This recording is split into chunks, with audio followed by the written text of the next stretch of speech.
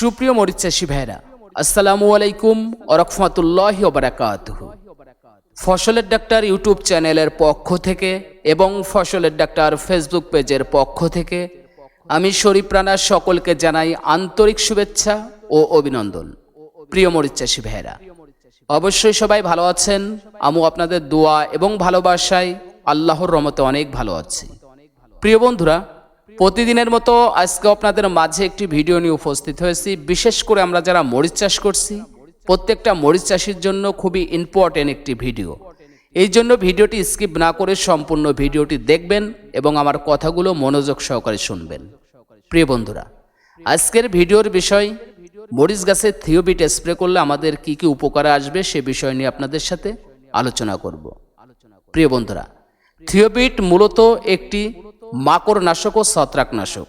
আমরা যদি মরিচ গাছে স্প্রে করি তাহলে আমাদের মরিচ গাছের যে লাল মাকড় থাকে, এই সমস্ত মাকড় দমন করতে অত্যন্ত কার্যকারী এই থিওবিট। সেই সাথে মরিচের যে ছত্রাকের আক্রমণ থাকে গাছের, সেই ছত্রাকের আক্রমণগুলোও সম্পূর্ণভাবে দমন করবে এই থিওবিট। প্রিয় বন্ধুরা, মরিচ গাছের অন্যতম শত্রু হচ্ছে লাল মাকড়। আর এই লাল মাকড় যদি আপনি সঠিকভাবে দমন না করেন তাহলে কিন্তু আপনার মরিচ গাছের বড় ধরনের ক্ষতি হতে পারে। আর এই জন্য আমরা থিওবিটটা স্প্রে করলে মরিচ গাছের এই মাকড় সমস্ত দমন হয়ে যাবে। এই লাল মাকড়ের আক্রমণে আপনি খেয়াল করলেই দেখতে পারবেন প্রত্যেকটা জমির মরিচ গাছের পাতাগুলো সম্পূর্ণ বাঁকা হয়ে নৌকার মতো উপরের দিকে বাঁকা হয়ে যাচ্ছে, অর্থাৎ আপনার গাছটা সম্পূর্ণ নষ্ট হয়ে যাচ্ছে। এই থিওবিট আপনি স্প্রে করলে এই লাল মাকড় সম্পূর্ণভাবে দমন হবে এবং আপনার পাতাগুলো আর নৌকার মতো উপরে বাঁকা হবে না। সেই সাথে মরিচ গাছের আরেকটি সমস্যা হচ্ছে ছত্রাকের আক্রমণ। সবচেয়ে বড় যে সমস্যা ছত্রাকের আক্রমণ। আপনার মরিচ গাছে যদি ছত্রাকের আক্রমণ থাকে, সেই গাছগুলো আর কোনোভাবে বাড়বে না এবং পাতাগুলো হলুদ হয়ে সম্পূর্ণ ঝরে পড়ে যাবে। আর শুধু পাতাই হলুদ হয়ে ঝরে পড়বে না, মরিচ গাছে যে ফুল আসবে সেই ফুল সম্পূর্ণ ঝরে পড়ে যাবে। যদিও ফুলটিকে ফুড সেটিং হয়, ছোট আকৃতি মরিচ থাকা অবস্থায় দেখবেন বুটাসহ সমস্ত মরিচ ফুলসহ মাটিতে নিচে পড়ে যাচ্ছে। প্রিয় বন্ধুরা, এই সমস্ত সমাধান করতে, অর্থাৎ মরিচ গাছের ছত্রাকের আক্রমণ থেকে রক্ষা করতে গাছকে এবং বিশেষ করে মাকড় দমন করতে হলে অবশ্যই আমাদেরকে ব্যবহার করতে হবে থিওবিট।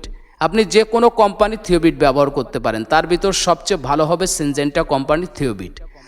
এই থিওবিটের ভিতর রয়েছে সালফার। আপনার গাছের যে পাতাগুলো হলুদ হয়ে যায়, এই পাতাগুলো হলুদ হওয়ার একমাত্র কারণ হচ্ছে মরিচ গাছের সালফারের অভাব।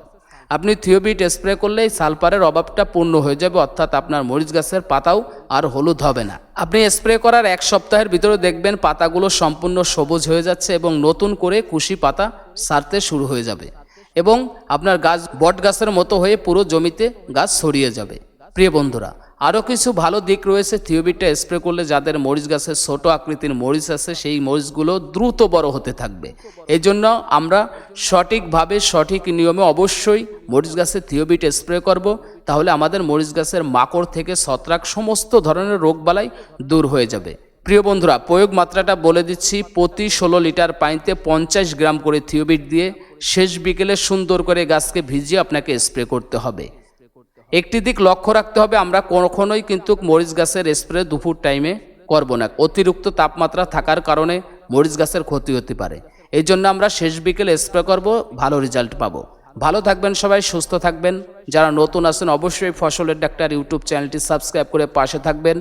সেই সাথে নতুন পেজ রয়েছে ফসলের ডাক্তার, অবশ্যই পেজে লাইক এবং ফলো দিয়ে সাথে থাকবেন, কারণ এই পেজে নিত্য নতুন কৃষিভিত্তিক আপডেট পাবেন। ভালো থাকবেন সবাই, সুস্থ থাকবেন। আসসালামু আলাইকুম রাহমাতুল্লাহি ওয়া বারাকাতুহু।